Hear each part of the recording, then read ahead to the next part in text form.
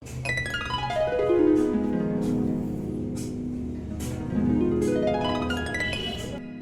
நண்பர்களே. இந்த கோயில் எங்கே அமைஞ்சிருக்குன்னா, திருப்பூர் மாவட்டம் நம்ம காலேஜ் ரோட்டில் இந்த கோயில் அமைஞ்சிருக்குங்க. இது மிக பிரமாண்டமான கோயிலுங்க இது. கொங்குனக்கரி கொங்குனக்கரி முருகப்பெருமான் கோயிலுங்க அது. இந்த கோயில் பார்த்தீங்கன்னா, கிட்டத்தட்ட ஒரு 1000 வருடங்களுக்கு முன்னே கட்டப்பட்ட கோயிலுங்க இது. இந்த கோடு இப்போ அம்சம்னு கேட்டிங்கனாக்கா, ஆ வாரந்தோறும் வெள்ளிக்கிழமை, செவ்வாய்க்கிழமை மற்ற நாள் எல்லா நாள்லையுமே வந்து பார்த்தீங்கன்னா, எல்லா பக்தர்களும் வந்து வழிபட்டு செல்கிறாங்க இந்த கோயிலில். இன்னொன்று பார்த்தீங்கன்னாக்கா, இந்த கோயில் அம்சம் என்னன்னு கேட்டிங்கனாக்கா, எல்லா பகுதியிலும் முருகனுடைய வாகனம் மயில் வாகனம் மிக பிரமாண்டமாக செஞ்சுருப்பாங்க.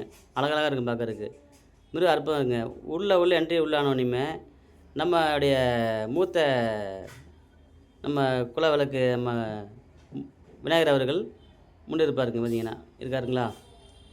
இவர் வழிபட்டுட்டு இவர் தரிசனம் பண்ணிவிட்டு அப்படியே பார்த்தீங்கன்னா, இந்த மரம் இருக்குது பார்த்தீங்களா மரம், இந்த மரத்தில் வந்து கல்யாணம் ஆகி குழந்தை இல்லாதவங்களாம் வந்து வேண்டிக்கிட்டு நேர்த்திக்கடன் வேண்டிக்கிட்டு, நம்ம குழந்தை பாக்கியம் இல்லாதவங்கலாம் வந்து தொட்டில் கட்டி அந்த மரத்தில் கயிறெல்லாம் கட்டி மிக பிரமாண்டமாக வழிபட்டு வந்துட்டுருக்காங்க அப்படின்னு சொல்கிறாங்க அந்த ஊர் மக்கள். பாருங்கள் மக்களே,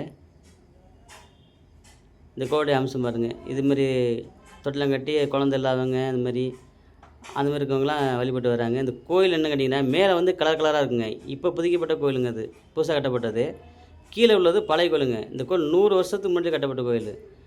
அந்த பக்கம் பார்த்தீங்கன்னாக்கா, அதே மாதிரி விநாயகர், பெருமாள் அவங்களுடைய சந்நிதி இந்த பக்கம் திரும்பினீங்கன்னா இந்த பக்கம் கட்டியிருக்காங்க. எவ்வளோ பாருங்கள், எவ்வளோ தெளிவாக நீட்டாக கட்டியிருக்காங்க அந்த கோயில். மலை சின்ன குட்டி மலை தாங்க அது, சின்ன மலை மாதிரி இருக்குங்க. அந்த காலேஜ் ரோட்டில் கேட்டால் சொல்லுவாங்க, கொங்குனக்கரி முருகப்பெருமான் கோயில்னு கேட்டால் எல்லாமே சொல்லுவாங்க. பாருங்கள் மக்களே, எவ்வளோ நீட்டாக பாருங்கள். நல்லா பிரமாண்டம் பண்ணியிருக்காங்களா பாருங்கள். எல்லா மக்களும் வந்து வழிபட்டு போயிட்டுருக்காங்க. வாரம் எல்லா மக்களும் வராங்க. உள்ளே இருக்கார் பார்த்தீங்களா, இவர் தான் வந்து பெருமாள் உள்ளே இருக்கவர். இந்த மாதிரி உள்ள எல்லா சாமிகள் இருக்காங்க பாருங்கள். இதுக்கு இந்த கலராக இருக்கிறது வந்து புதுசாக கட்டப்பட்டது. பழசாக கலர் உள்ளது வந்து பழைய கோயில். அந்த கோயிலை புதுப்பிச்சு மிக பிரமாண்டமாக கட்டியிருக்காங்க. அந்த மாதிரி இந்த பக்கம் இந்த சைடு பார்த்தீங்கன்னா மயில் வாகனம், முருகனுடைய மயில் வாகனம் அந்த சவுத்து மேலே நீட்டாக கட்டியிருக்காங்க. அப்புறம் முன்னாடி விளக்கெல்லாம் போட்டு அந்த இதெல்லாம் போட்டு பண்ணியிருக்காங்க. வண்ண அலங்காரம் விளக்கெல்லாம் போட்டிருக்காங்க. அப்படியே கீழே பார்த்தீங்கன்னா 108 நவக்கிரகங்கள் அந்த உள்ளே இருக்கு பாருங்கள். நவக்கிரகங்களும் பண்ணியிருக்காங்க. இது சுற்றி வழிபட்டு வந்தோம்னாக்கா, நம்ம வேண்டுதலை வேண்டிக்கிட்டு சுற்றி வழிபட்டு வந்தால் நல்ல விஷயம் நடக்கும்னு சொல்கிறாங்க. அந்த மக்கள்லாம் சொல்கிறாங்க. நான் விசாரித்ததில் எல்லாமே நல்லா இருக்குங்க அப்படின்னு சொல்கிறாங்க.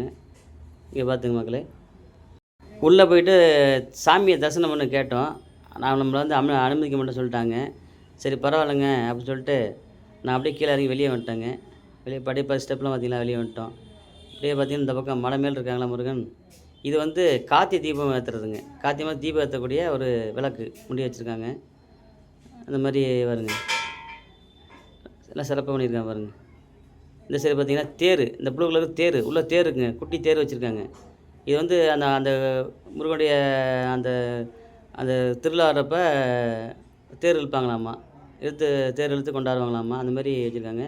இது வந்து முன்வழி கோபுரங்க. இதான் நம்ம கோபுரம், முன்னாடி உள்ள என்ட்ரன்ஸ் போகிற கோபுரங்க அது. பாருங்கள், நீங்களும் வந்து முருகப்பக்தராக இருந்தால் போயிட்டு தரிசனம் பண்ணுங்கள். நன்றி, வணக்கம்.